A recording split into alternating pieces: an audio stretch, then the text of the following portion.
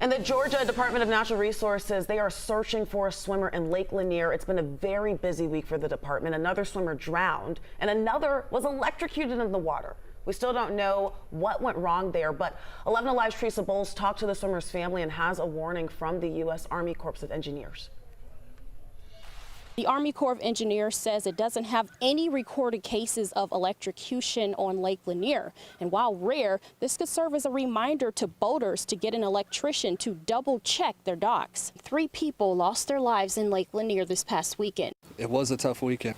It's a sad weekend. Divers are continuing the search for a swimmer. 61-year-old Tracy Stewart drowned, and perhaps the most unique, a spokesperson for the Department of Natural Resources Law Enforcement Division says 24-year-old Shepard Millner jumped off a dock with a boat lift. He was shocked by the electricity in the water and died at the hospital. The Forsyth County Sheriff's Office is still investigating if anything faulty caused his death. Some docks do have amperage. They do have electrical units attached to them, and when those electrical units touch down to the water, it can charge the water. I talked to Shepard's mother, Martha Millner, on the phone. She told me our deck was less than 3 years old and was outfitted with electricity by a licensed electrician. U.S. Army Corps of Engineers spokesperson Steve Stanley says when families get their permits, engineers inspect and ensure the electricians are legit. We try to go around to each of our docks every 5 years. We try. That doesn't necessarily mean that we do. However, it can't always protect swimmers from something going wrong. They're really there for watercraft. They're not necessarily there to have your patio furniture to go